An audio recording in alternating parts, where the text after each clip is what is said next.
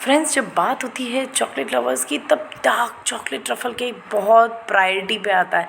जी हाँ, आज हम बनाने वाले हैं 1 केजी का चॉकलेट ट्रफ़ल केक। इसी वीडियो में मैं आपको बताने वाली हूँ गनाश का रेशो क्या होता है, कैसे बनता है, स्पॉन्ज कैसा होना चाहिए।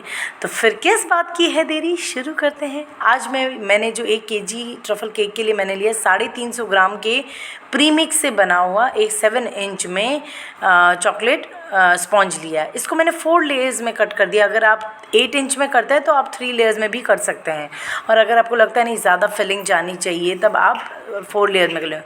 ये शाइनी ग्लॉसी एकदम अट्रैक्टिव डिलीशियस जो मैंने चॉकलेट गनाश बनाया है वो बनाया है मैंने लिया है डबल चॉकलेट लिया है। कोई भी अच्छी क्वालिटी का आप डार्क चॉकलेट ले सकते हैं, मिल्क चॉकलेट ले सकते हैं, आपको जैसा फ्लेवर पसंद है उसके साथ हाफ क्वांटिटी मतलब 2:1 के रेशो में आपको लेना है।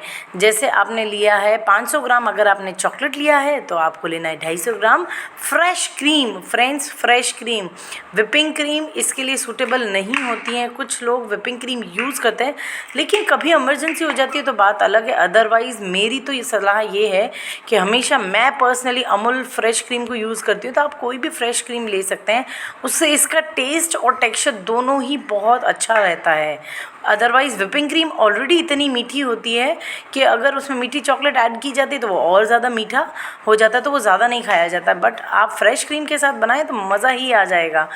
तो इस तरीके से मैंने कर दी है शुरुआत इसकी आइसिंग की। एक एक लेयर रख दी गई और अच्छे से भर भर के चॉकलेट गनाश ड्रिप करना है, आपको डालना है ताकि स्पॉन्ज भी कुछ क्वांटिटी में इसको एब्जॉर्व कर ले।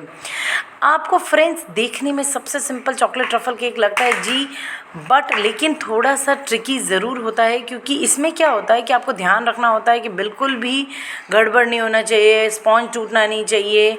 उससे क्या, विपिंग क्रीम में तो क्या होता है कि कवर हो जाता है, लेकिन विपिंग क्रीम से तो आप पैचेस दे सकते हो, कवर कर सकते हो, लेकिन ट्रफ़ल में थोड़ा पेशेंस चाहिए होता है। और सेकेंडली, ट्रफ़ल केक ऐसा केक है जिसको आपको कंप्लीट उसको ठंडा करने के लिए रेस्ट करना पड़ता है, फिर निकालना पड़ता है। मतलब आप इमरजेंसी में चाहेंगे 2 घंटे, 1.5 घंटे में हो जाए तो बेटर, तो ये नहीं हो सकता। तो आपको इसमें फुल टाइम चाहिए होगा।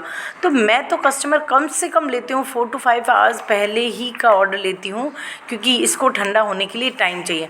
आपने देखा होगा पहले मैंने आइसिंग करने के बाद मैंने उसको अच्छे से ठंडा किया है, उसके बाद दोबारा मैं लेयर में मतलब स्टेप बाय स्टेप करूँगी, क्योंकि जितना केक ठंडा होगा उतनी ही अच्छे से वो गनाश अपने पास में स्टिक हो जाएगा। अदरवाइज़ अगर ज़बरदस्ती आप गर्म में ही करेंगे या रूम टेम्परेचर पे करेंगे तो आप जब पैलेट नाइफ़ घुमाएंगे तब आपका पैलेट नाइफ़ उससे स्पॉन्ज टूट जाएगा। तो इसलिए बार बार ठंडा करना बहुत ज़रूरी होता है। अर्जेंट में ये ऑर्डर नहीं लें अगर आप एक बिगनर हैं तो, क्योंकि जब हम प्रैक्टिस करते रहते हैं तो बहुत सारे आइडियाज़ आने लग जाते हैं, हम ट्रिकी हो जाते हैं, उस चीज़ में ट्रिक्स निकालते हैं।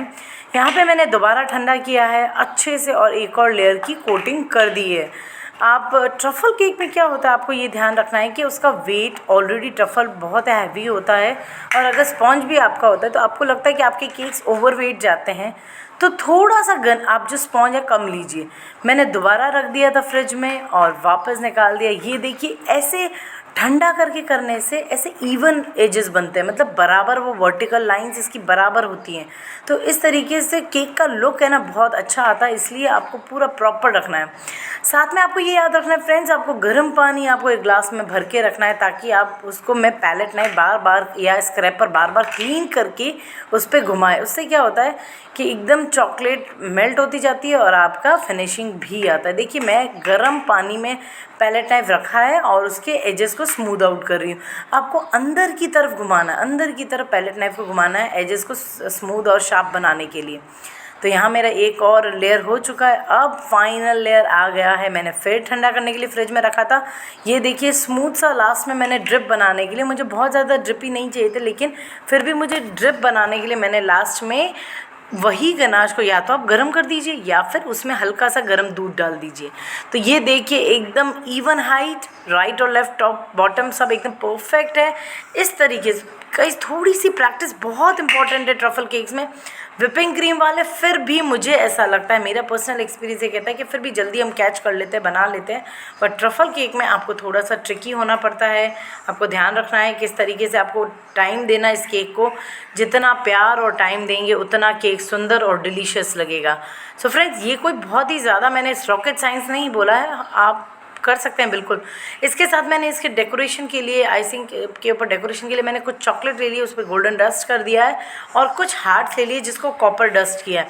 ये एडिबल पाउडर जो केक वाले मटेरियल की शॉप होती है वहाँ पे इजीली अवेलेबल होता है, तो मैं भी वहीं से मोल्ड लेके आई हूँ और उसमें मैंने मेल्टेड चॉकलेट डाल के उसको जमा दी थी, और उसके बाद पेंट ब्रश से मैं उसके ऊपर ब्रश कर रही हूँ। ये एक एनिवर्सरी केक था इसलिए मैंने कुछ हार्ट्स का यूज़ किया। आप थीम के बेसिस पे कर सकते हैं।